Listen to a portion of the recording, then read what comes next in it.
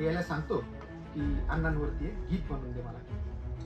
कुड you please prepare Marathi song on Karmaveer Bhaurao Patil.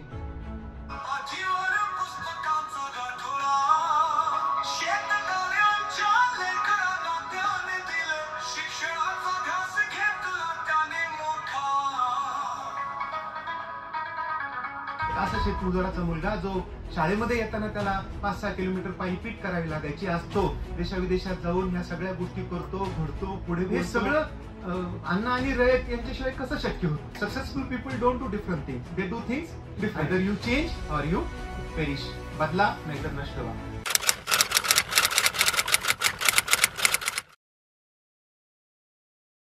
5 over ज्या असतात त्या सगळ्या तिकडे देऊन आलो माध्यमिकला. पण तरी पण तसाच थोडासा प्रयत्न असेल, थोडस समजून घ्या. सर्वांना शुभ संध्या. ज्या पद्धतीनं अण्णांनी हा वटवृक्ष उभारला, त्यांचा वसा आणि वारसा घेऊन ही सगळी रयत गेली अनेक वर्ष पादाक्रांत करते, यशाची अनेक महाशिखरे. आणि आता एका अशा वळणावरती दळवी सर असतील, देशमुख सर असतील, मस्के सर असतील, मोरे सर असतील, व्यंकुदळे सर आहेत, पवार सर आहेत, ह्या सगळ्यांची टीम आणि मोठ मला इतक्या जवळून पाहता आली की मला असं वाटतं की मी आता सर एखादं उपप्राचार्याचं पद असेल तरी चालेल.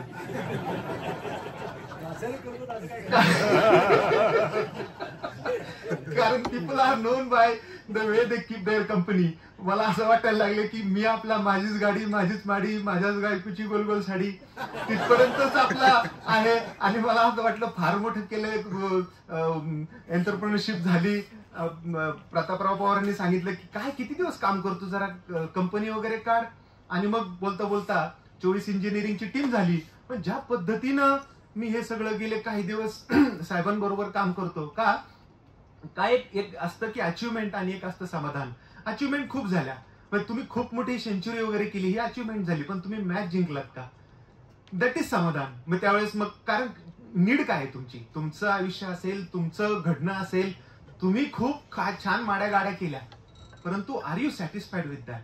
आणि मग साहेबांचं ज्यावेळेस मी झिरो पेंडन्सी नावाचं पुस्तक ऐकलं, त्यांची जी काही पदं ऐकली, पाहिली, त्यांच्यासारखी माणसं घडताना ज्यावेळेस पाहिली, त्यावेळेस मला कसं वाटलं की नाही, मग आता रयत साहेब मी खूप झुकून काम करणार आहे. आणि म्हणून मी तुमच्या बरोबर जास्त जोडला गेलो. मी रयतचाच माझी विद्यार्थी आहे. सरांनी सांगितलं, माझी आई गौंड्याच्या हाताखाली काम करायची, वडील शेतमजूर खड्डे खाण्याचे काम करायचे. आणि एक असा शेतमजुराचा मुलगा जो शाळेमध्ये येताना त्याला 5-6 किलोमीटर पायी पीठ करावी लागायची, आज तो देशाविदेशात जाऊन ह्या सगळ्या गोष्टी करतो, घडतो, पुढे बोलतो. आणि काही संस्थांना आमच्या योगदान देण्याची संधी मिळवतो. हे सगळं अण्णा आणि रयत यांच्याशिवाय कसं शक्य होतं? तर हे सगळं करताना मग मागे वळून पाहताना मागच्यांना कसं विसरून चालेल? म्हणून हा सगळा छोटा मोठा प्रयत्न आहे. हे असे ज्यावेळेस आपले खरे हिरो असतात, त्या हिरोंना जर आपण फॉलो केलं तर मला असं वाटतं की आपण नुसतेच फॉलोअर नाही तर आपण नवीन लीडर सुद्धा घडू शकतो. आणि ती संधी रयत थ्रू मला मिळते. त्याबद्दल मी दळवी सर, देशमुख सर, आदरणीय साहेब असतील, प्रतापराव पवार असतील, या सर्वांचा कृतज्ञ आहे. आणि ज्या पद्धतीनं मला जे जे काही योगदान देण्याची संधी आपण दिली त्याचं नक्कीच मी पूर्णपणाने प्रयत्न करीन. आपला आजचा विषय आहे कृत्रिम बुद्धिमत्ता. कृत्रिम बुद्धिमत्ता आता मला असं वाटतं की सगळे प्राचार्य आहेत. मी सर आमच्या मुख्याध्यापकांच्या केबिनमध्ये कधी गेलो नाही. ज्यावेळेस तुम्ही मला इतक्या हायफाय लोकांसमोर मी त्यांना भाषण द्यायचं म्हणजे जरा अतिच होतंय.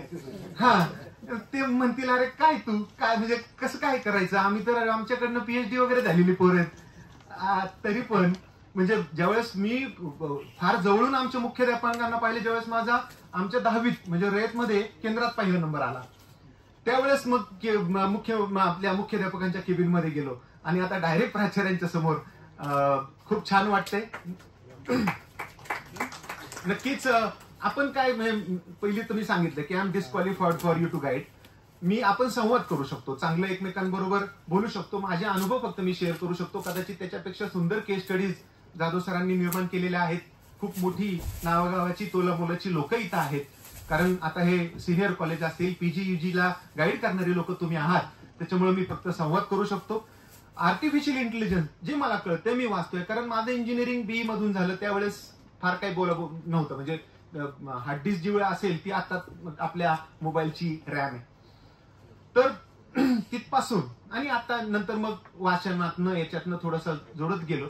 तो एक मी प्रवास तुम्हाला सांगणार आहे की मी एआय बरोबर कसा जोडलो गेलो. आणि प्रत्येक जण by hook or crook, choice असो नसो, तुम्हाला जोडून घ्यावंच लागेल. Either you change or you perish.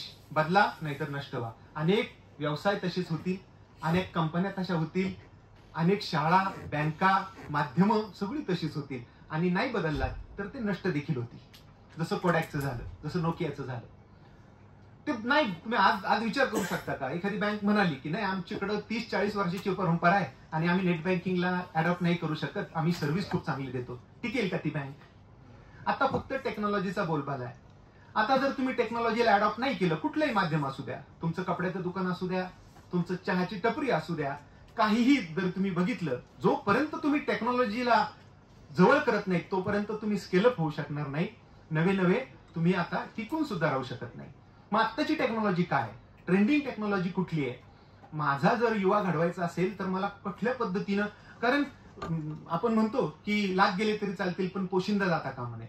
तुम्ही पोशिंदे आहात, तुमच्याकडे युवक आहे आणि युवकांची फार मोठी फौज, कारण त्या फक्त त्यावरच राष्ट्र घडतं. किती मोठं इन्फ्रास्ट्रक्चर आहे, किती मोठी लोकसंख्या आहे, किती तुमच्याकडं निसर्ग आहे, त्यांनी काही होत नाही. विवेकानंद म्हणायचे की माझ्या युवकांच्या ओठांवरचं गीत मला सांगा आणि मी तुम्हाला राष्ट्राचं भवितव्य सांगेन. इतकी सुंदर, सगळ्यात वयात आलेली, कोळी, यंग, एनर्जेटिक, रक्तानं सळसळलेली पोरं तुमच्या हातात आहेत. त्याच्यामुळं आईपेक्षा रोल सगळ्यात मोठा जर कुणाचा असेल तर प्राचार्यांचा आहे. आता असं आहे का की मला आता एआयचा उद्यापासून क्लास लावायचा आहे आणि मग ते मला 3D प्रिंटिंग शिकायचंय, साहेबांनी सांगितली, आणली आता एक नवीन योजना, परिपत्रक काढलं की मग पुढचे कार्यक्रम सुरू फॉलोअपचे, काय झालं. मग त्याच्यामुळे धसका घ्यायचा नाहीये, कारण वही सफेदी वही जहात कम दामों. Successful people don't do different things, they do things differently. कारण राहुल द्रविड जाऊन खेळत नाही ना तिथं. राहुल द्रविडला माहिती पाहिजे की पुढची योजना काय. दळवी साहेबांनी एआयचा काय कुठेच कोर्स नाही केलेला, परंतु ते आता शिकतायत प्रत्येक गोष्ट, टर्मिनॉलॉजी. देशमुख सर बोलायला उभे राहिले तर मला असं वाटतं की माझी काय गरज आहे, तर ते इतकं सुंदर पद्धतीने आर्टिफिशियल इंटेलिजन्स बद्दल सांगतात. तर आता मी तुम्हाला सांगितलं की काही दिवसांनी आमच्या ऑफिसेस म्युझियम होती. अच्युतराव गोडबोलेंचं मी आता परवा भाषण ऐकलं की हे सगळं अफाट आहे, काही 5 वर्ष लागतील, काहींना 10 वर्ष लागतील, काहींना 15 लागतील, पण होणार मात्र आपल्या उपस्थितीतच. आपण हयात असतानाच हे सगळं बघू. काही 50% होईल, काही 100% आपण गेल्यावर होईल, परंतु आता जग प्रचंड वेगाने बदलणार आहे. मग ह्या बदलाला आपण जर वेळेवरती नाही सामोरं गेलो तर 150 वर्ष इंग्लंडाने राज्य केलं, पुढचं माहित नाही. परिस्थिती खूप भयानक आहे. आज मी तुम्हाला घाबरवणार नाही, परंतु रुबरू करणार आहे. आता एक जस्ट उदाहरण सांगतो. साहित्याचे इथं किती बरीच लोक असतील, आर्ट, कॉमर्स, सायन्स म्हणून, मराठी लिटरेचर असेलच, कविता वगैरे इथं बरीच लोक करत असतील. आर्टिफिशियल इंटेलिजन्स आलं, लेखक काय होणार आहे त्यांचं? एक छान ड्राफ्ट करणार आहेत. टेलर, आतापर्यंत बघा तुम्ही बँकेत टेलर होते, नामशेष झाले. नंतर एटीएम आले, एटीएमने तो जॉब खाऊन टाकला. आता जीपे, गुगल पे आलं, एटीएमच्या तिथला जॉब संपून गेला. बँकांचं पुढे काय भवितव्य राहणार? म्हणजे हे सगळं करताना आपला शिक्षकांचा रोल कुठं असणार आहे? आपल्या शिक्षणाचं काय होणार आहे? तर त्याचं एक छोटंसं ज्वलंत उदाहरण देण्यासाठी मी आपली एक परवानगी घेतो आणि असं एक एआयचं एक डेमो दाखल एक उदाहरण देतो की काय एआय किती भयानक आणि किती भयानक आहे, आणि त्याची जर आपण वेळीच जर नोंद घेतली नाही तर उद्याचा विद्यार्थी, नवे उद्याचं राष्ट्र आपल्याला माफ करणार नाही. मी संगीताचा विषय घेतला, काव्याचा विषय घेतला, साहित्याचा विषय घेतला, डेटा सायन्स ठीक आहे, अरे पण लँग्वेजला सुद्धा एआय काय करू शकतं? तुम्ही म्हणाल की अरे प्रतिभा संपन्न लेखकाला काय गरज आहे एआयची, मला काय त्याची भीती नाही. आपण एक आता अण्णांच्याच स्मृती दिनानिमित्त मी एक एआयला असं काय सांगतो की अण्णांवरती गीत बनव, आणि ते तुमच्या समोरच.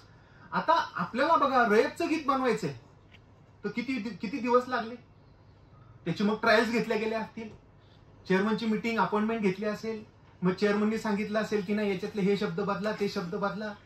हे सगळं वर्ष 1.5 वर्ष मग स्टुडिओ बुक केला असेल, स्टुडिओ बुक केल्यानंतर संगीतकार आणला असेल.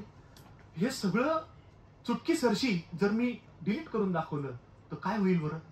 मी आता एक त्याचं प्रात्यक्षिक दाखवतो आणि एक उदाहरणादाखल आपल्याला कसं जागं व्हायचंय ते मी फक्त तुम्हाला याच्यातनं सांगतोय. मी आता यायला सांगतो की अण्णांवरती एक गीत बनवून दे मला. Could you please prepare Marathi song on Karmaveer Bhaurao Patil. मी आता हे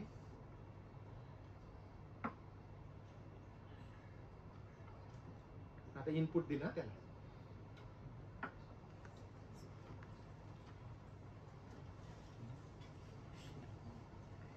बस ते सर कॉपी नाही करत आहे, चेक करून कारण चेकिंगला सगळं तुमच्याकडे. ठीक आहे, आलं गाणं तयार झालं. मराठीत आहे? नाही, मराठीत आहे आणि मी इंग्लिश मध्ये सांगितलं. आता आपल्या इथलं किती जण लोक गाण्यांना चाली देत असतील, कारण तो अभिरुचीचा एक भाग आहे. प्रत्येकाला आवडतं गाण्याला चाल द्यायची. तर मी आता हे गाणं कॉपी पेस्ट करतो आणि याला म्हणतो की तू चाल दे आणि गायक पण निवड.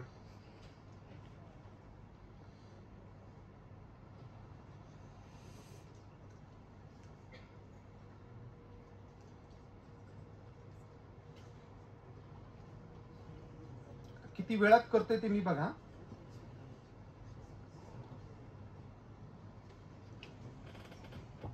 मी आता हे कॉपी पेस्ट करतोय त्या AI मध्ये. ते सगळं गाणं मी आता जे काय बनलंय ते गाणं मी कॉपी केलं. त्याला आता चाल लावली जाते.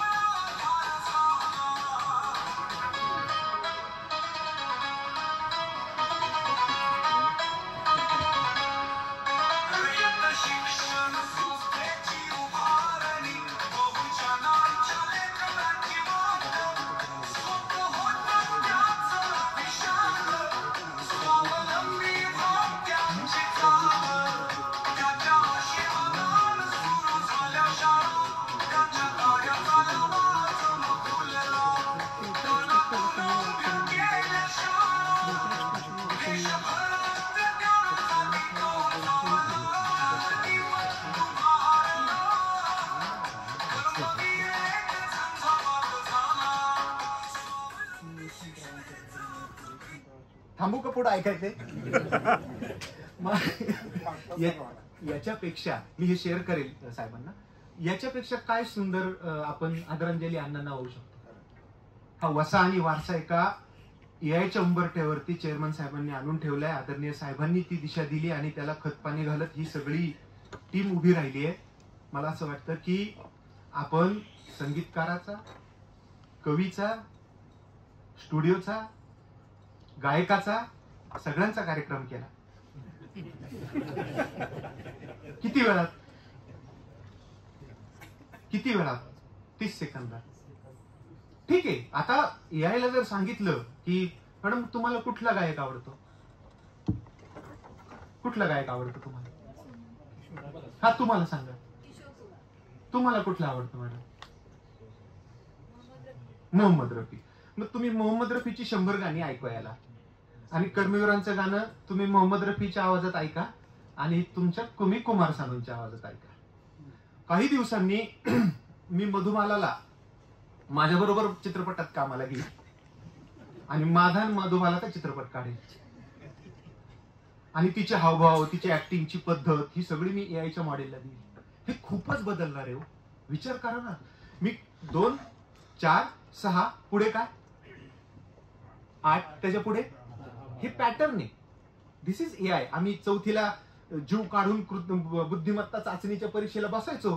आमचे शिक्षक म्हणजे त्यावेळेस म्हणजे चौथीला होती ना त्यावेळेस स्कॉलरशिप, त्यावेळेस हे सगळं करायचो. मग पहिल्या याच्यात चोच काढायची, नंतर तो डोळा, नंतर चौथ्या याच्यात रिकामा, आणि मग हे काय होईल अशी एक ती आकृती पण असायची, भूमितीच्या वगैरे असायच्या. तो पॅटर्न, त्याला एक पॅटर्न असेल, ती बुद्धिमत्ता होती. आता फक्त तो शब्द कृत्रिम झालाय, बाकी तेच आहे. मला हे उदाहरण दाखल द्यायचं, हे मला असं वाटतं ChatGPT निर्माण करण्याकरता खूप आधी काही बरेच दिवस लागले.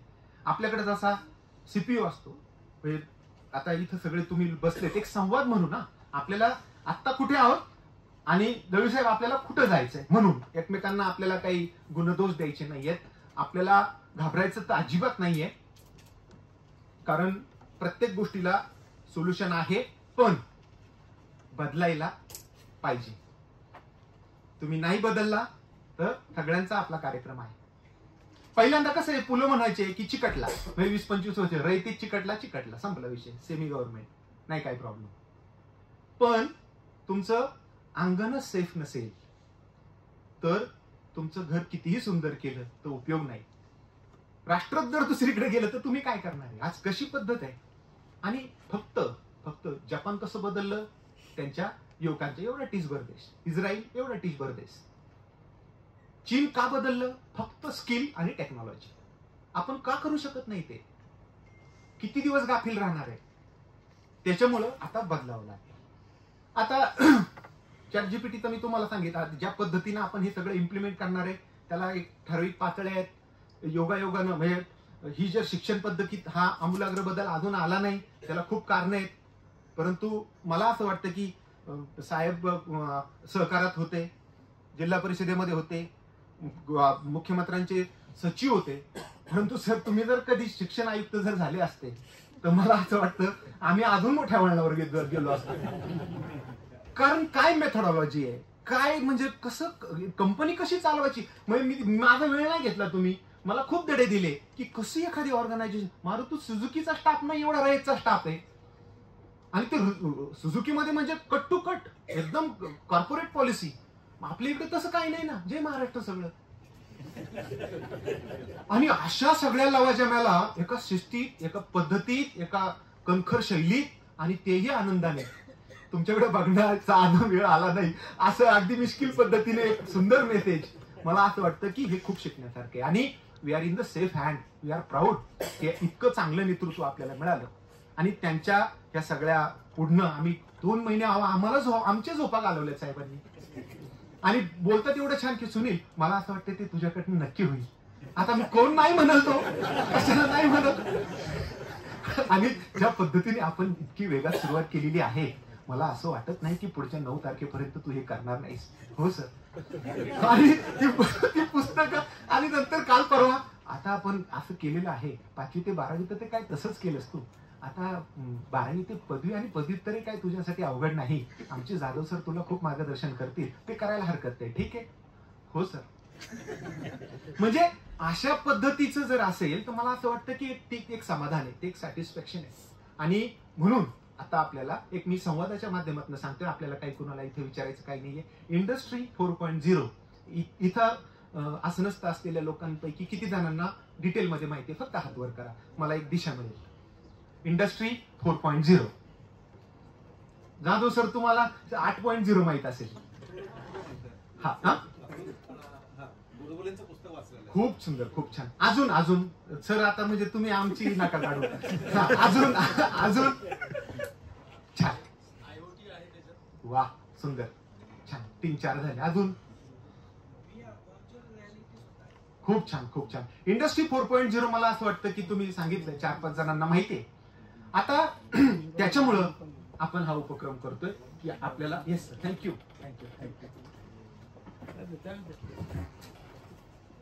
सचिन चालले तर सेवक पण चालले सर.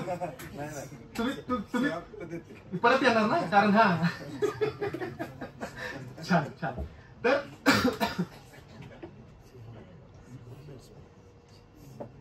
मला परत एक डोलो घ्यावी लागेल. आहे ना तुझ्याकडे एक्स्ट्रा? आपली आहेत ना पुस्तकं आता तरी. तर इंडस्ट्री 4.0चं एक थोडस या आर्टिफिशियल इंटेलिजन्सची खूप जवळचं नातं आहे म्हणून मी बोलतोय. आणि संकल्पना बऱ्याच लोकांना माहित नाही, कारण इथं प्राचार्य म्हणजे तुम्ही सायन्सलाही म्हणजे बऱ्याच इथं 80-90% लोकांकडे सायन्स पण विद्याशाखा असेल नाही का. हा, त्याच्यामुळं. आणि आता तर Shivankar sir AI BSc AI पण येत आहे ना तुमच्याकडे. बीएससी एआय किंवा बीएससी डेटा सायन्स पण आले आता, येऊ घातले. त्याच्यामुळे आपण आता ते फार दूर ह्या प्रवाहापासून राहू शकत नाही. आणि हे जितकं ऐकायला रम्य आहे तितकंच ते येणारं भविष्य सुद्धा खूप कठीण आहे. पण मग ही कठीण गोष्ट जर आपण वेळीच जर त्याचा इलाज केला तर नक्की आपण त्याच्यावरती मार्ग काढू शकतो. इंडस्ट्री 4.0चा उगम कसा झाला, तसं तर आपण कोट्यवधी वर्षापूर्वी पृथ्वी निर्माण झाली, काही नंतर कोट्यवधी वर्षांनी अमिबा आणि जीवाची निर्मिती झाली, नंतर माणूस लाखो वर्षांनी झाला.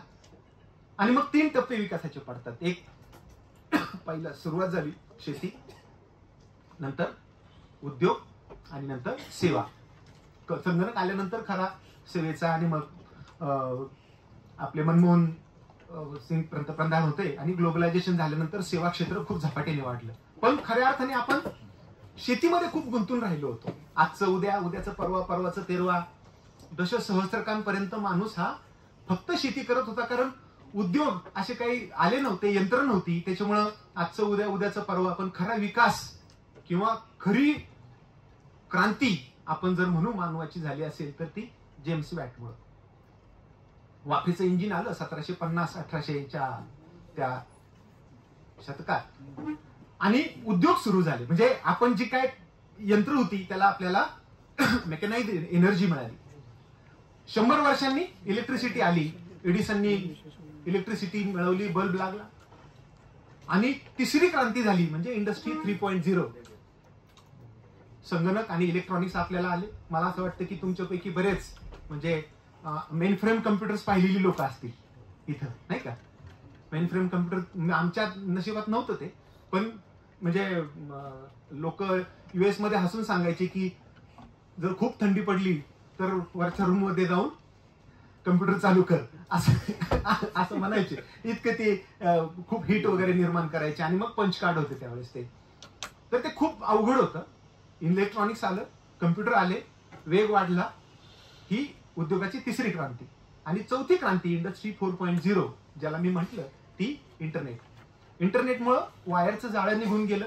आपण ह्या सगळ्या रिमोट लोकेशन्सला, अंतराला, ज्याला आपण डेथ ऑफ डिस्टन्स, की हे डिस्टन्स नाहीसं करू शकू. इंटरनेट म्हणजे इमॅजिनच करू शकलो नव्हतो की आपण व्हॉइस कॉन्फरन्सवरती मी इथं, आपण वार्षिक जसं आता भेटतोय तसं, मग एक माझा सेल्सचा हेड, एक मार्केटिंगचा हेड, एक परचेसचा हेड, कुठे मी जाणार नाही, आहे त्या ऑफिसमध्ये सगळ्यांशी संवाद साधतोय. Death of distance. हे सगळं शक्य झालं इंटरनेटच्या चौथ्या क्रांती म्हणजे इंटरनेटमुळे. आणि ती उद्योगाची चौथी क्रांती. उद्योगाची पाचवी क्रांती. आता जर हा तुम्ही वेग बघितला तर कोट्यवधी वर्षापासून आपण बदललो कधी, काही शतकांमध्ये. आता ह्या डिकेड मध्ये बदलतोय आपण. डिकेड मध्ये आता इथून पुढे डिकेड नसेल, इयर असेल, इयर नसेल, मंथ असेल. आणि मग चिकटला ही पुलंची जी काही संज्ञा आहे ती लागू राहणार नाही. जसं एमपीएससी वाल्याला सांगतो आपण की ऑप्शन बी ठेव, तसं करिअरमध्ये सुद्धा आपल्याला आता ऑप्शन बी, सी करावे लागतील. व्यवसायांमध्ये आपल्याला करावे लागतील. ज्याचं कपड्याचं दुकान आहे, ज्याचं बुटाचं दुकान आहे, ज्याचं चपलेचं दुकान आहे, त्याला सुद्धा ऑप्शन ठेवावे लागतील. कारण metaverse, augmented reality, virtual reality तुमच्या कपड्याच्या दुकानापेक्षा सुंदर घरात बसल्या तुम्हाला कपडा कसा दिसेल, कॉटनचा फील कसा येईल, इतकं सगळं तुम्हाला घर बसल्या सांगेल. आणि तुम्हाला हव्या त्या किमतीत, हव्या त्या पद्धतीत घरात डिलिव्हरी देऊ शकेल. कारण त्याला काही चार्जेसच नाही ना. त्याला एसी नाही लावायचा, त्याला कामगार नाही ठेवायचा. तो नक्कीच त्याच्यापेक्षा कमी दरामध्ये हे देऊ शकतो. चपला तुम्हाला घालून बघता येतील ऑनलाईन. तुम्हाला नायजेरा फॉलला जायचंय, तुमच्या हाताला सेन्सर्स लावायचा आणि समोर बादली ठेवायची, एक गॉगल द्यायचा. मस्त गाणी बिणी लागतील. नायजेरा फॉल मध्ये तुम्ही उड्या मारल्यासारखं वाटेल आणि तोच गारगार पाणी अंगाला लागल्यासारखं वाटेल. तुम्हाला तुमच्या आवडत्या व्यक्तीबरोबर कॉफी पिता येईल.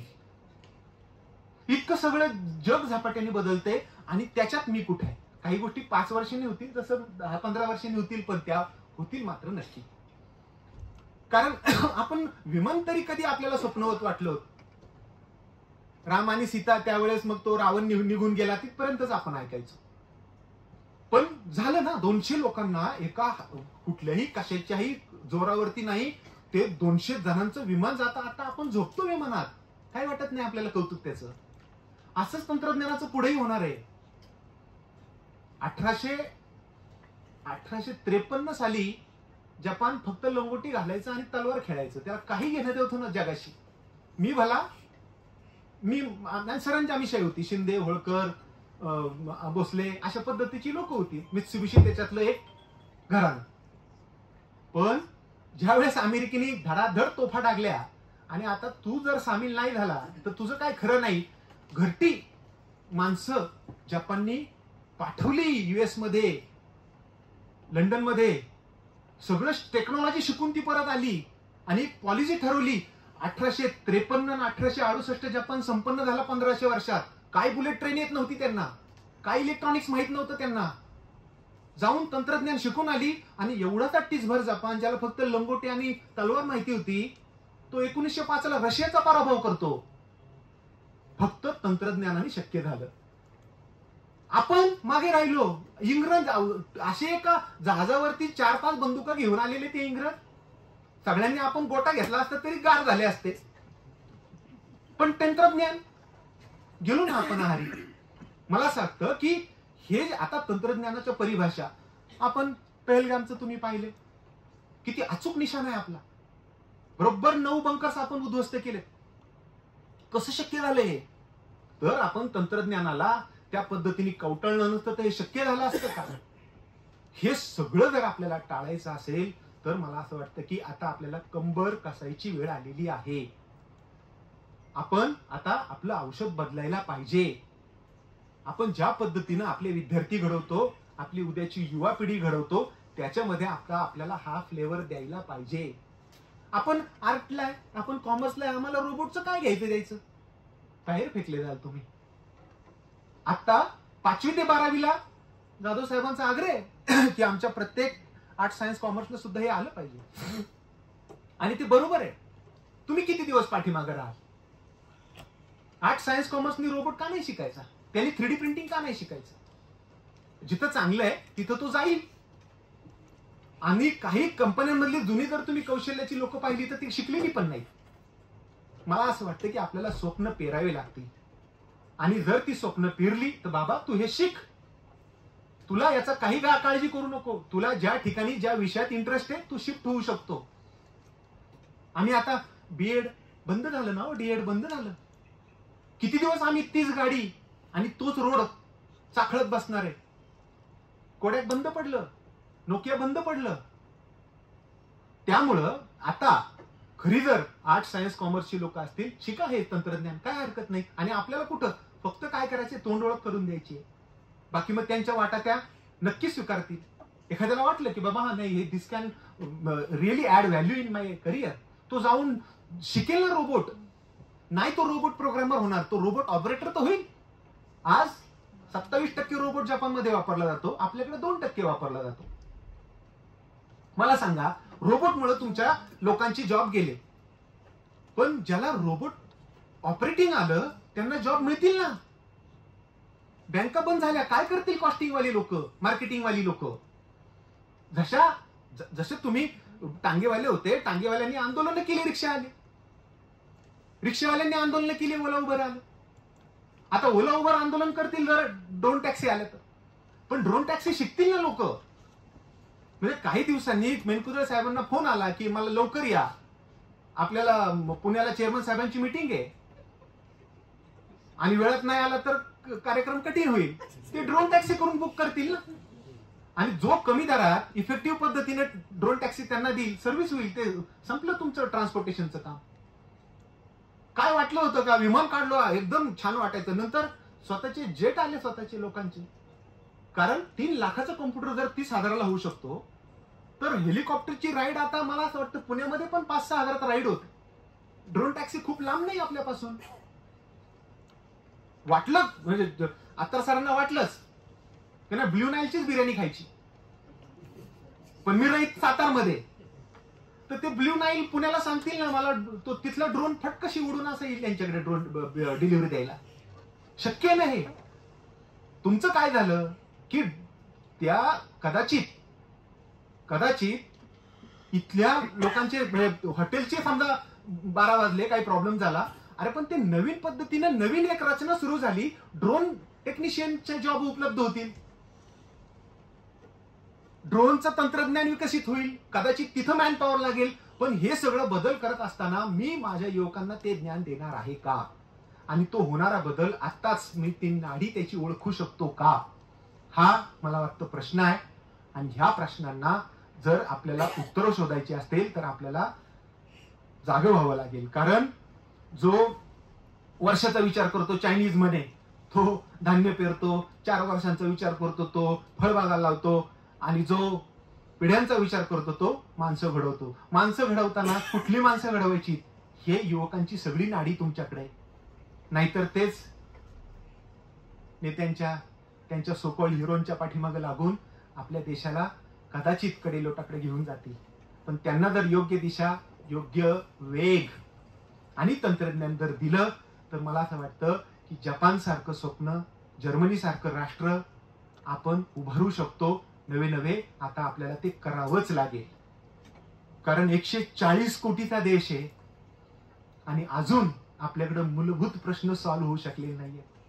मी गेलो होतो, मी रयतेचा माझी विद्यार्थी तुम्ही साहेबांनी सांगितलं, आम्ही माझी विद्यार्थ्यांची संघटना आम्ही सोकॉल्ड चालू केली, मेनकुरे साहेब, मोरे साहेब, भस्के साहेब, आणि माझी विद्यार्थ्यांना त्यांच्या आईच्या वडिलांच्या नावानं म्हटलं एक झाड लावायचे. माझी विद्यार्थी येत नाही तो, त्यांना 15 ऑगस्टला बोलवा, 26 जानेवारीला बोलवा, ते आपले इन्स्टाचे सगळे कार्यकर्ते फोटो वगैरे घेऊन येतील, पण परत येत नाहीत शाळेत. का? कारण कसं आहे की प्रत्येकाला मान हवा असतो, इगो असतो प्रत्येकाला, कारण ती सगळी मोठी झालीत ना आता. कोण असं शाळेत, मी काय केलं, त्याच्या आईच्या नावानं वडिलांच्या नावानं 1100 रुपयात झाड लावलं आणि त्या माझी विद्यार्थ्यांना आमच्या शाळेकडे आपल्या रयतेकडे वळवलं. मग शाळेकडे गेलो, त्या मुख्याध्यापकांना सांगितलं, परमिशन घेतली, आईच्या नावाचं झाड, वडिलांच्या नावाचं झाड, ती मुलं आली, काहींनी पत्रे दिले शाळेला, मी स्वतः हा सगळा उपक्रमाला CSRच्या लोकांना बोलवलं, 10 लाखाचं टॉयलेट मिळालं. त्याच्यामुळे वेगळ्या पद्धतीने तुम्ही ही स्वप्नीलने दाखवत असेल की सगळं मी तो उपक्रम रयतेच्या प्रांगणात करू शकलो. आणि बोलता बोलता 500 झाडं शाळेच्या अवतीभोवती खूप जोमाने वाढतात. त्याच्या पुण्यतिथीला, जयंतीला लोक येऊन जातात, शाळेचे कार्यक्रम होतात. दरवर्षी आम्ही असा शाळेत बेलेश्वर आशीर्वाद वृक्ष उपक्रम साजरा करतो, अनेक माझी विद्यार्थ्यांना गोळा करतो. आणि त्यांनी आल्या आल्या शाळेचे प्रॉब्लेम पाहिले की अरे आपल्या शाळेला पत्र नाही, आपल्या आईला घालायला साडी नाही, की काय काय रयतेने करायचं. आणि मग त्याच्यातनं देणग्या उभ्या राहिल्या. खूप चांगली संकल्पना आहे, खूप चांगलं काही करता येईल. माझा प्रश्न आहे, मग हे मी झाडांचा मुद्दा का सांगितला, ही झाडं लावायची होती आणि मग ती फॉरेस्टची जागा होती.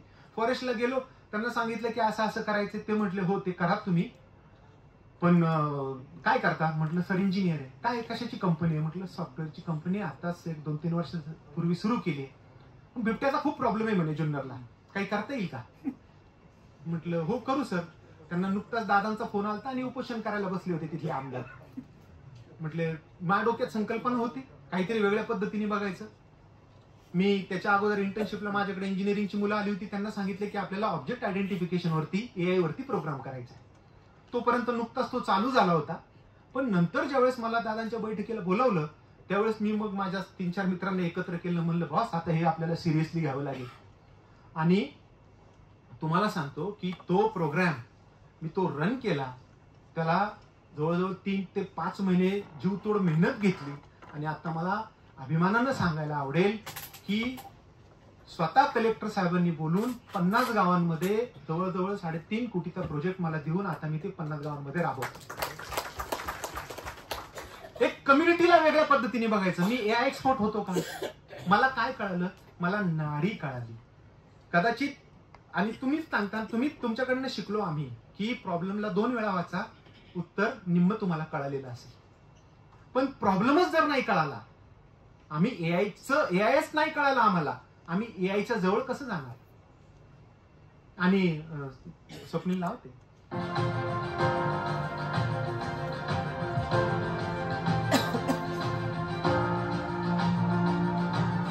डोळे म्हणजे आपला कॅमेरा असेल, मेंदू म्हणजे अशी एक काहीतरी एक संगणकाची कन्सेप्ट आम्ही वापरलेली आहे. त्या संगणकात याचं सगळं प्रोसेसिंग होईल. लोकांना तात्काळ अलर्ट मिळेल. बिबट्याचा त्या ठिकाणी शिरकाव झाल्यानंतर तात्काळ लोकांना सावध केलं जाईल. अलार्म. विद्या प्रतिष्ठान बारामती मधनं सुद्धा आम्हाला ते मॉडेल ट्रेन करण्यासाठी लागणारे जे काही सर्व्हर, ते मॉडेल ट्रेन करण्यासाठी त्या सर्व्हरची आम्हाला खूप मदत झाली.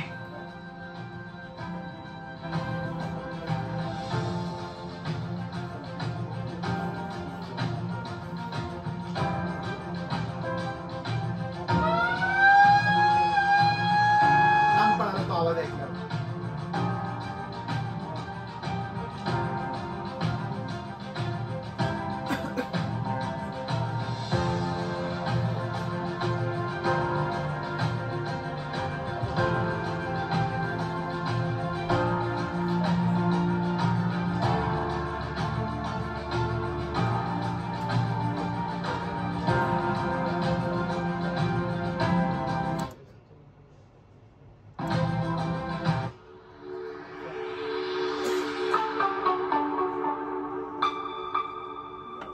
ते प्रॉडक्ट. नवीन काहीतरी सुरू होणार आहे. मग हे कदाचित मी आपल्या कॉलेजमध्ये ज्यावेळेस सुरुवात कराल तुम्ही बोलायला, कदाचित त्या प्रश्नांमधनच अशी कितीतरी सोल्युशन्स निघतील. आम्ही अत्तर सरांच्या पुढाकारातनं हे सगळं जे मॉडेल ट्रेन करण्यासाठी आम्हाला खूप मोठमोठे सर्व्हर लागते. आता तुम्हाला सांगतो की आपल्याला जर एखादा डेटा ठेवायचा असेल, प्रोसेस करायचा असेल, तर आपण सीपीयू वापरतो ना, घरी कम्प्युटर वापरतो. पण जसं अत्तर सरांनी सांगितलं की खूप डेटा लागतो, म्हणजे 2, 4, 6, 8, 10 हा पॅटर्न शोधण्यासाठी आपल्याला पहिल्यांदा हे अंक लागतील. तसं अंकांमध्ये डेटा आहे, फोटोमध्ये डेटा आहे, व्हिडिओमध्ये डेटा आहे, आणि असे करोडो लाखो येणारे आपले व्हिडिओज आहेत, आपले फोटोज आहेत, कॅमेरे आहेत आणि सेन्सर्स आहेत. हे कितीतरी जीबी डेटा देत असतात. हा सगळा डेटा, जरी सर अत्तर सर म्हटले की डेटा म्हणजे आता वेल्थ आहे, पण हा सगळा डेटा ठीक आहे, पण मी काय मरेल ना एवढा डेटा करून? त्या डेटातलं पॅटर्न कसं शोधून काढणार? संबंध एकमेकांशी कसे लावणार? जोपर्यंत 60 विद्यार्थी होते नावाने शिक्षक ओळखायचे, 6000 झाल्यावर काय करणार? बँका ज्यावेळेस त्यांचे क्लायंट 6 लाख होतील, त्यातल्या कुठल्या लोकांना ते लोन पिच करतील? त्याच्यामुळं डेटा सायन्स नावाची कॅटेगरी उभी राहिली. नंतर ते सगळं केल्यानंतर ज्यावेळेस तो पॅटर्न रेकॉग्निशन आलं आणि मग हे सगळं AI ची सगळी खरी सुरुवात झाली. हे सगळं करताना इतका सगळा इंटरनेटवरती डेटा येतोय, त्या डेटाचे एकमेकांच्याला अनसुपरवाइज लर्निंग म्हणतो की तूच पॅटर्न मला शोधून सांग.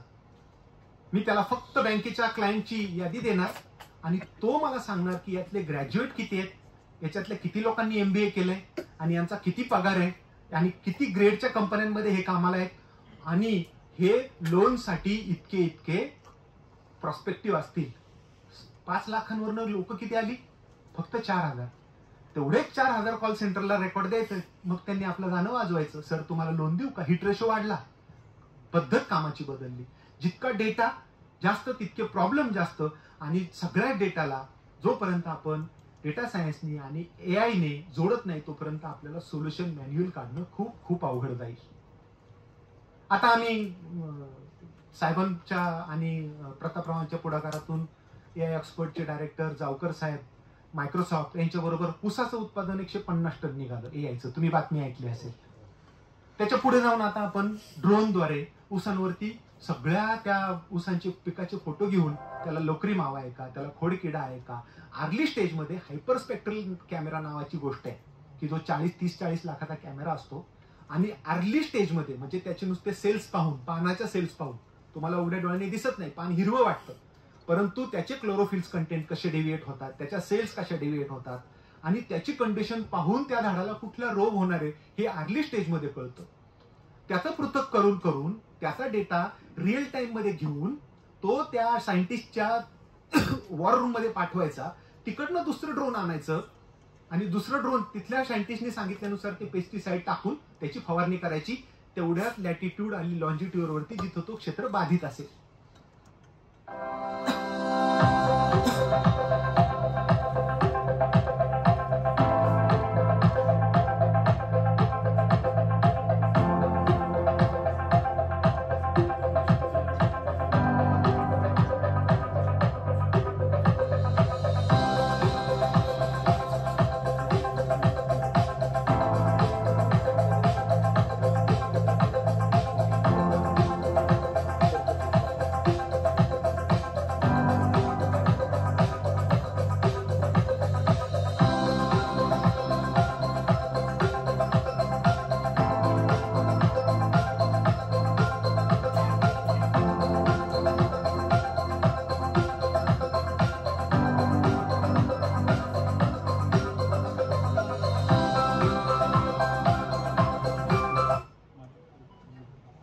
हे झालं पेस्ट डिटेक्शन, म्हणजे आम्ही रोगाचं निदान करून त्याला आपण कसं फवारणीने लगेच नियंत्रणात आणू शकतो. प्रोडक्टिव्हिटी वाढली. तिसरं आम्ही काम करतोय, म्हणजे एआयचे जस्ट यूज केसेस सांगतोय. आमचा काही संबंध नव्हता, आम्ही कसं जोडले गेलो आणि आम्ही जोडलो नाही गेलो तर उद्या आम्ही करायचं काय 24 जणांचं कसं, नाहीतर मग मला अर्ज करावा लागेल राहते. नाहीच काय झालं तर मग तुमच्यासारख्याची ओळख असू द्या, गरीबाला ओळख ठेवा जरा कधी लागलं तर मला म्हणायचंय काय की हे सगळं मला असं वाटतं की फक्त आयडिया स्पार्क करायचे आपल्याला राहुल द्रविड म्हणून तिथं खेळायचं नाही. You R in the position of coach. तुम्हाला फक्त तो स्पार्क लावायचा आहे पोरांमध्ये किंवा तुमच्या शिक्षकांमध्ये की बाळांनो बाबांनो मला सांगा काय आहे IoT, what is IoT. Industry 4.0 वरती आपली किती लोक काम करतायत, आयओटी वरती किती काम करतायत, किती जणांना रोबोटिक्स माहिती आहे. मला असं वाटतं की जुजबी फार तुम्ही विद्यापीठाच्या अभ्यासक्रमामध्ये मी गुंता आणणार नाही, परंतु जुजबी फक्त तोंड ओळख ही माहिती असणं गरजेचं आहे. जसं मला जरी इंजिनियर असलो तरी मला खूप साहित्य आवडतं, परंतु मी ते वाचतो, आवडतं, मला काहीतरी करता येतं.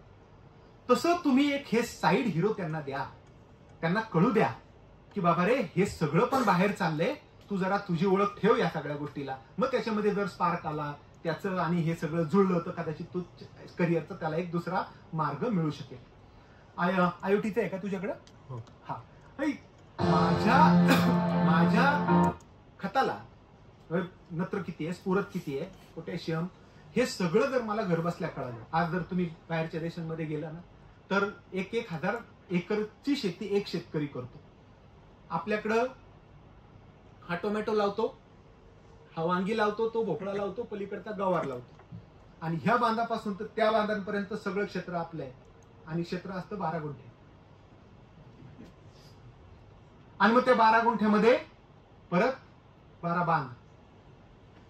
आणि हे सगळं करताना जर तुम्ही हे कसं काय करू शकता, आणि तो त्याचा पाण्याचा वेळ वेगळा, याचं ट्रान्सपोर्टेशनचं वेगळं, याचं हार्वेस्टिंग वेगळं, गाड्याचं ऑप्टिमायझेशन नाही.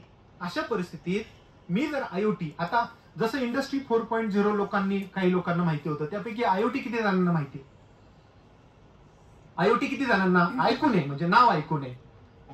छान. इंटरनेट ऑफ थिंग्स, बरोबर.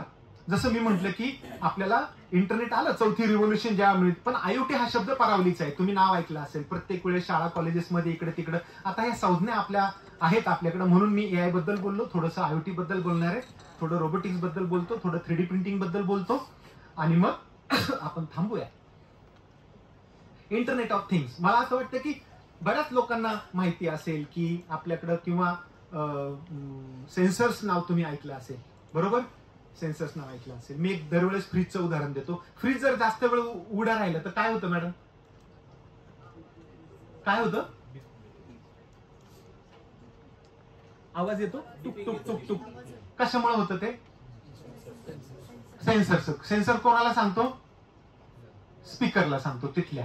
तो स्पीकर मधनं तो टुक टुक टुक टुक आवाज येत असेल, बरोबर ना. सेन्सर काय झाला, कळीचा नारद. आणि बऱ्याच दिवसापासून आपण सेन्सरला ओळखतो. आपले डोळे कळीचा नारद असतात, मेंदू आपला प्रोसेसर असतो आणि हात आपला ऍक्च्युएटर असतो, म्हणजे हा रोबोट असेल. याला काही काम सांगायचं ते काम, कारण रोबोट हा सांगता नाही, त्याला स्वतःची बुद्धी नसते अनलेस यू प्रोग्रॅम इट. तर मला सांगायचा मुद्दा काय की आयओटीचं काय महत्व आहे या इंडस्ट्री 4.0 मध्ये आणि एआय मध्ये. इंटरनेट ऑफ थिंग्स मध्ये पूर्ण केबल गेली. म्हणजे आता मॅडमच्या घरचा फ्रीज जर उघडा राहिला तर त्यांना आवाज आल्यानंतर मग आपण फ्रीज बंद करतो. शक्यतो फ्रीज आपण गुडघ्यानीच बंद करतो, कारण खाली वाकण्यात वगैरे खूप वेळ जातो. बऱ्याच इकडच्या मॅडम खूप हसल्या, म्हणजे त्यांनी बराच वेळा तो प्रयत्न केलाय. हरकत नाही, तसं आता कधी कधी आमच्या मिसेसही तसंच करतात, पण ठीक आहे. नाही जर नाही केलं तर मग आमचा पाळलेला पिले आहे आमचा बिगल, तो काहीतरी वाट लावून टाकतो दुधाची वगैरे, कारण त्याची उंची खूप छोटी आहे. तर आपण तो पायाने ढकलतो, तो फ्रीज लागतो, आवाज बंद होतो, कारण काळजी असते की फ्रीज बंद व्हायला पाहिजे. आता हीच गोष्ट इमॅजिन करा की तुम्ही इथं आहात आणि घरातली वॉशिंग मशीन चालू आहे किंवा फ्रीजचा दरवाजा उघडा राहिलाय, टुक टुक टुक आवाज नाही होते, परंतु आता आपल्याला आपल्या मोबाईलवरती कळते की फ्रीजचा दरवाजा उघडा आहे. मॅडम फक्त असं बोट हलवतात आणि फ्रीजचा दरवाजा बंद होतो. म्हणजे हे जे काही संदेशवहनाचं काम आहे याला इंटरनेट थ्रू तुम्ही कनेक्टिव्हिटी केली, तुमची जी काही गाडी आहे त्या गाडीतला दरवाजा उघडा राहिलाय. आताच्या नवीन गाड्या जर तुम्ही बघितल्या तर तुम्हाला कुठला दरवाजा 4 दरवाजापैकी कुठला उघडाय तेही कळतं, किंवा तुमचा मोबाईल बीप द्यायला सुरुवात करतो. तर हे सगळं कशामुळे झालं? वायर निघून गेली. तर त्याला म्हणायचं IoT. इंटरनेटने ह्या ज्या थिंग्स आहेत, थिंग्स म्हणजे ह्या सगळ्या गोष्टी ह्या कनेक्ट करणं, दॅट इज IoT. मग आपल्या पोरांना काय सांगायचंय? बाबा तुला सेन्सरचा थोडा अभ्यास करावा लागेल, तुला क्लाउडचा थोडा अभ्यास करावा लागेल, आणि यातनं जे काही तुला सगळं करताना ती जी काही छोटी यंत्रणा आहे संदेशवहनाचं काम करेल, ते छोटासा कंट्रोलर लागेल. मग कुठले कंट्रोलर आहेत? रास्पबेरी पाय आहे, आर्डिनो आहे, ESP32 आहे, हे सगळे कंट्रोलर असतील. काय करायचे बाळांनो? हे छोटे छोटे कंट्रोलर घ्या आणि 5वी 10वीत आपण कसं खेळतो, तसे प्रयोग करतो, तसेच प्रयोग करायचे. कारण ते काय छोटे छोटे 500-1000 रुपयाला तर ते किट आहेत. मला आता हे बदललेलं स्वरूप जर तुम्ही त्याला कळलं आणि ऍक्टिव्हिटी बेस्ड लर्निंग जर त्यांनी केलं, तर तो BSc BCom कुठलाही मुलगा असू द्या ना, समस्या एकदा त्याची स्वतःची झाली की तो डिग्री नाही बघत, तो सोल्युशन काढायला मार्ग काढतो. आम्ही अशी पेनची हे करायचो, म्हणजे नळी करायचो, आणि मग तिला दया यायची आणि मग ती चालू व्हायची. नाही तर दीपा शेटकडे जाऊन ताव आणायचा. नाही तर 7वी 5वी पर्यंत तर आम्हाला वही माहित नव्हती. हे ज्यावेळेस संधी आल्या, समस्या आल्या, आणि मग सोल्युशन येत गेली, तशी तुमची पोरं येतील. IoT मला असं वाटतं कळालं असेल आपल्याला. IoT शिकवताना हे कंट्रोलर किती आहेत, या कंट्रोलरचं कोडिंग कसं करायचं, थोडं पायथॉन किती शिकायचं, आणि खूप सोपं आहे. म्हणजे पहिलं C++ वगैरे शिकावं लागायचं, आता पायथॉन असं बोली भाषेत आहेत आणि ChatGPT मध्ये उपलब्ध आहे सगळे कोड. तुम्हाला फक्त 12 द्यायचे.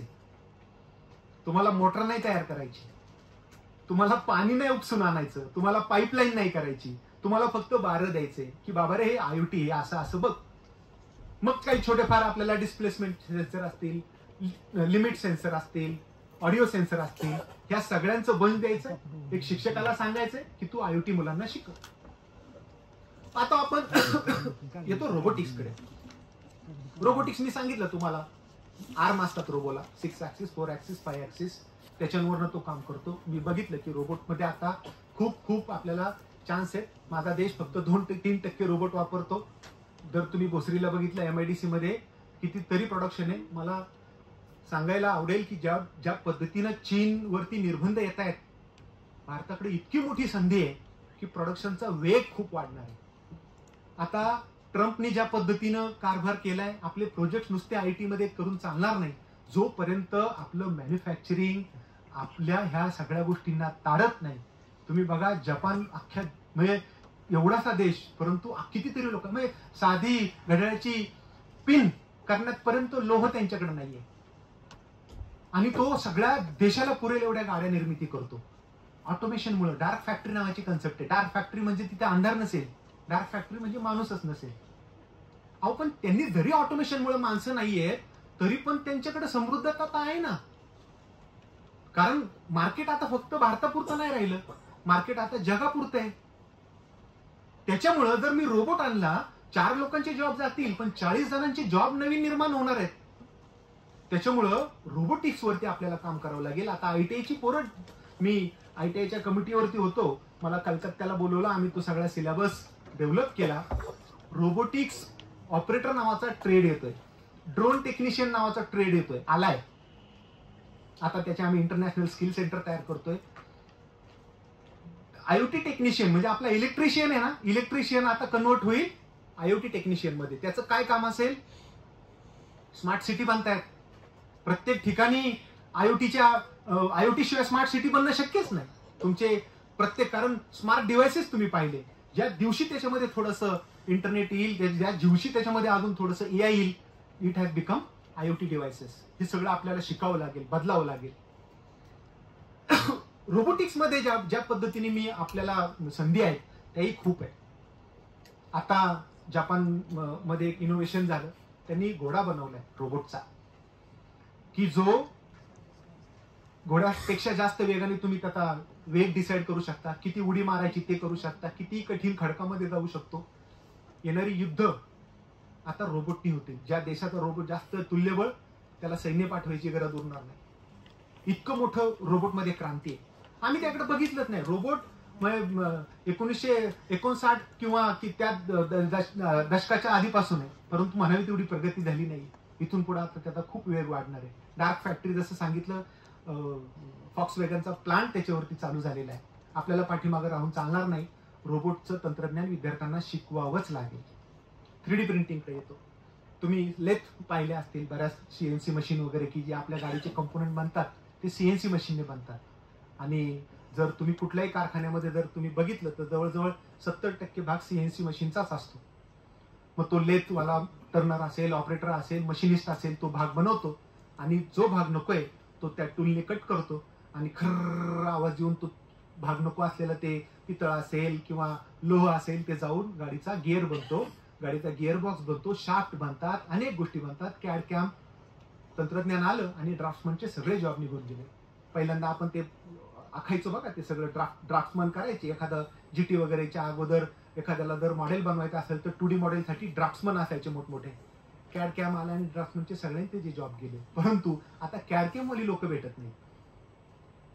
तर त्या दृष्टीने आपल्याला त्या CNC मशीनचा, त्याच्या पुढची गोष्ट जसं आता मग पुढचं काय झालं, टेक्नॉलॉजी इव्हॉल्व्ह गेली आणि ह्या लेथ किंवा CNC मशीनच्या तोडीस तोड म्हणून 3D प्रिंटिंग आलं. 3D प्रिंटिंग म्हणजे काय की मटेरियल वायाच नका घालू, आहे ते मटेरियल वितळवा आणि 2D मध्ये जाण्यापेक्षा फक्त 3D मध्ये ते नॉझल फिरवा.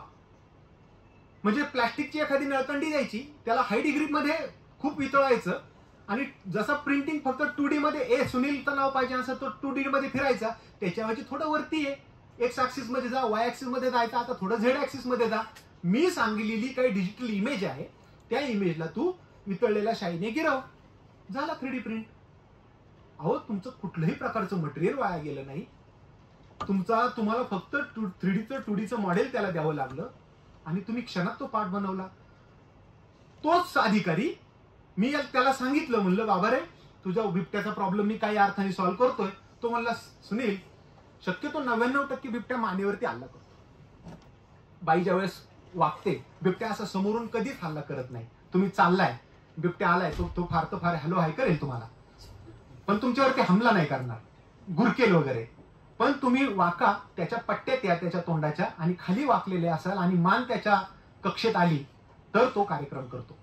मग हाच मुद्दा आम्ही चेक केला आणि मग हा प्रॉब्लेम सांगितल्यावरती आम्ही क्षणात, मी माझ्या इंजिनियरला सांगितलं, अरे आपल्याला असं काही करता येईल का. त्यांनी ते कॅड मध्ये मॉडेल केलं. आमच्या इथे 3D प्रिंटर होता, आम्ही त्या 3D प्रिंट मध्ये सोडलं. प्रिंट आली, 2 दिवसात मी साहेबाच्या टेबल समोर ठेवलं.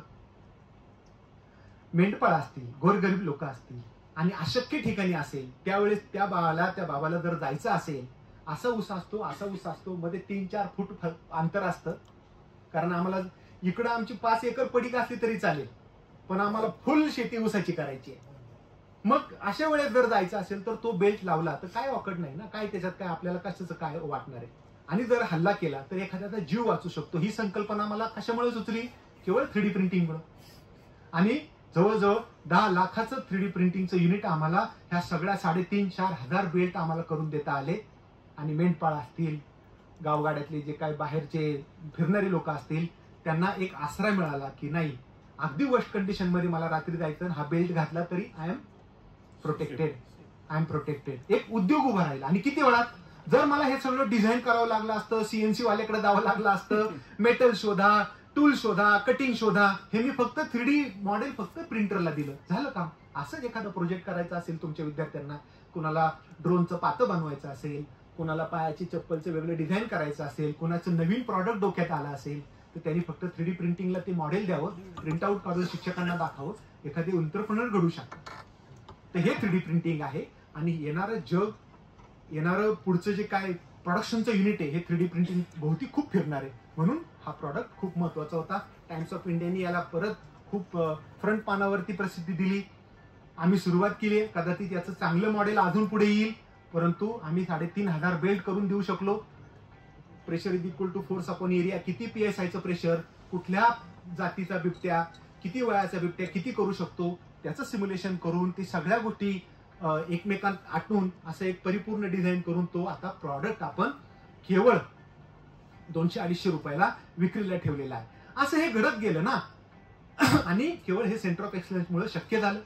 भारतातलं, ग्रामीण भारतातलं पहिलं सेंटर ऑफ एक्सलन्स मला करता आलं. 14 महिने मला त्याच्यासाठी लागले.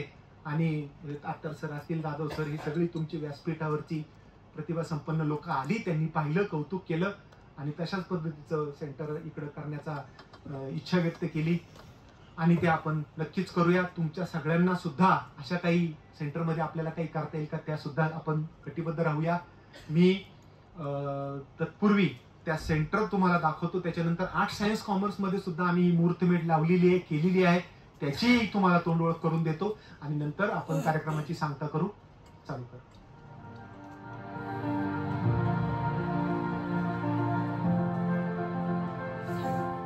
माझा उद्योग जवळपास 4,000 स्क्वेअर फुटावर ग्रामीण भागात असेल, ग्रामीण राहण्यात असेल, पहिल्या स्मार्ट फॅक्टरीला यूज करण्याचा निर्णय आपण घेतला आणि त्याचं काम आज आपण या ठिकाणी सुरू झालेलं आहे.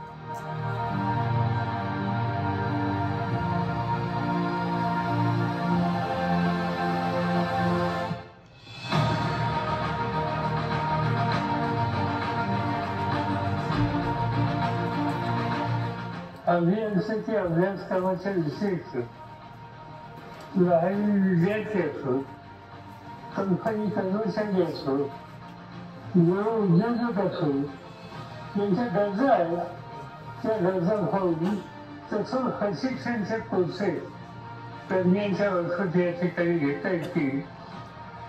आणि यासाठी केंद्र सरकारच्या स्किल इंडिया उपक्रमाअंतर्गत सर्टिफिकेशनची सुद्धा त्याला मान्यता मिळते आणि प्रशिक्षणासाठी येणाऱ्या मुलांच्या दृष्टीनं ही अत्यंत आनंदाची गोष्ट आहे.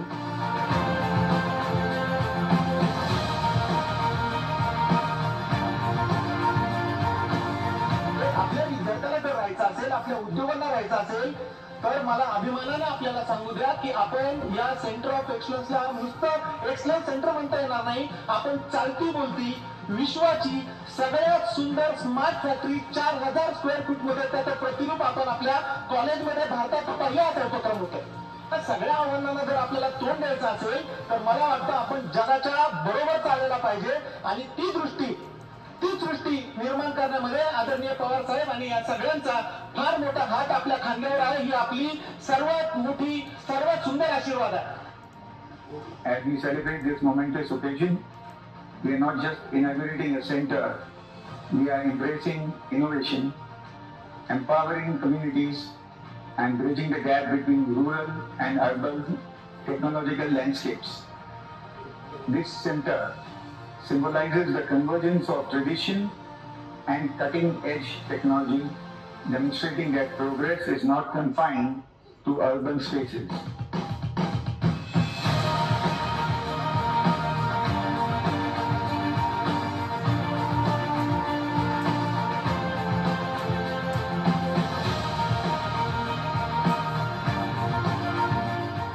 As we stand here in India's first rural center of excellence in digital manufacturing and robotic automation, I am reminded of the transformative power of education. Education is not merely the acquisition of knowledge. It is a catalyst for innovation, a gateway to progress, and a key driver of social change. The students of this esteemed institution are not just learners, they are the architects of our future, equipped with skills and knowledge needed to navigate the challenges and opportunities of the digital age. सकाळचे अध्यक्ष प्रतापराव पवार, ऑक्सिजनचे प्रतिनिधी, या सगळ्या सहकार्यांना मी अंतःकरणापासून धन्यवाद देतो. मी त्यांना विश्वास देतो की तुमची साथ, तुमचं सहाय्य याचा उद्योग एक सक्षम आणि कर्तृत्वाला जीवदृष्ट्याची नवीन पिढी तयार करण्याचं आव्हानाची पूर्तता तुमच्या मदतीनं या ठिकाणच्या आमचे अध्यापक, तुमचे सगळे सहकारी प्रयत्नशील करता तुम्ही उत्तम करतील हाच विश्वास या ठिकाणी आपल्याला देतो.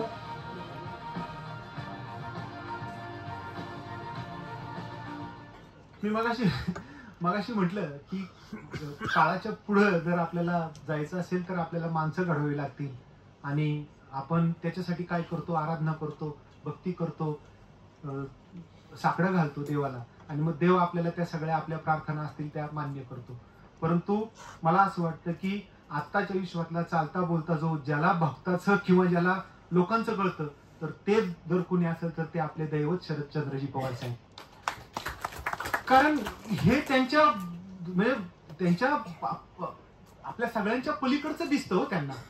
आणि चालता बोलता देव म्हणावं लागेल कारण विद्यार्थ्यांसाठी काय हवंय, शाळेला काय हवंय, शिक्षकांना काय हवंय, इंडस्ट्रीला काय हवंय, इतकं सगळं एक इंजिनियर किंवा एक AI नसताना सुद्धा जर एवढा विचार करू शकतो तर मला असं वाटतं की आपल्या सगळ्यांचं भाग्य आहे की त्यांच्यासारखं नेतृत्व आपल्याला लाभलं. याच्यानंतर ज्यावेळेस आम्ही काही तुमची लोक आली होती, आम्ही इथंच थांबलो नाही. आम्ही आर्ट्स सायन्स कॉमर्स कॉलेजला ती लोक आली, ते म्हणे की नाही सुनील आपल्याला असं अजून काहीतरी करता येईल का. आणि मग याचं एक छोटं रूप आम्ही विद्याप्रतिष्ठानच्याच आर्ट्स सायन्स कॉमर्स मध्ये केलं. जानेवारीमध्ये त्याचं हे झालं आणि योगायोगानं आता तुमचे AI चे कोर्सेस पण सुरू झाले. आम्ही त्याचा सिलेबस करून पण ती वाटचाल करतोय. नक्कीच आपल्याला हेही सेंटर आवडेल. SM जोशी कॉलेजची लोक आलीत का? हा सर आले, खूप छान. त्यांच्याकडेही तो पुढाकाराने असा प्रयत्न चाललाय. जोशी सरांचंही त्याच्यामध्ये खूप मार्गदर्शन होत आहे आणि अशा पद्धतीचं एक वेगळं रूप आपल्याला कदाचित पाहायला मिळेल.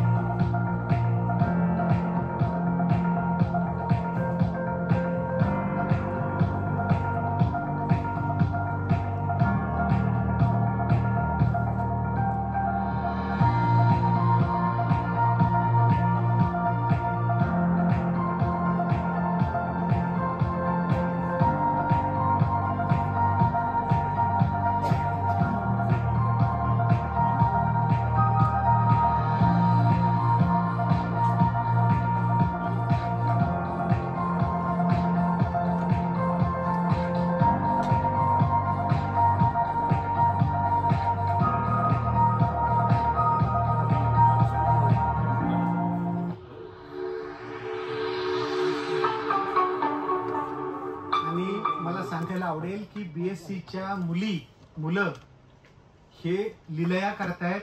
त्यांना फक्त स्पार्किंग द्यायचं काम आहे. पुश युअर लिमिट्सची पद्धत आहे. काही फरक पडत नाही तुम्ही कुठली विद्याशाखा आहे काय. आता आपण सगळे एक झालोय आणि हे जे काय विश्वानी आपल्या समोर आणून ठेवलेलं आव्हान आहे त्याचं आपण संधीत रूपांतर करूया आणि वी आर रयत असं एक पुन्हा एकदा दाखवून नवीन तंत्रज्ञान, नवीन जोमानं, नवीन पद्धतीनं आत्मसात करून आपल्या देशासाठी, आपल्या राष्ट्रासाठी एक नवीन पिढी निर्माण करण्याचा संकल्प करूया. एवढं बोलून थांबतो. मला असं वाटतं की हीच खरी श्रद्धांजली अण्णांना राहील. जय भारत, जय महाराष्ट्र, जय रयत, जय कर्मवीर. तुमच्या मार्गदर्शनाबद्दल धन्यवाद सर.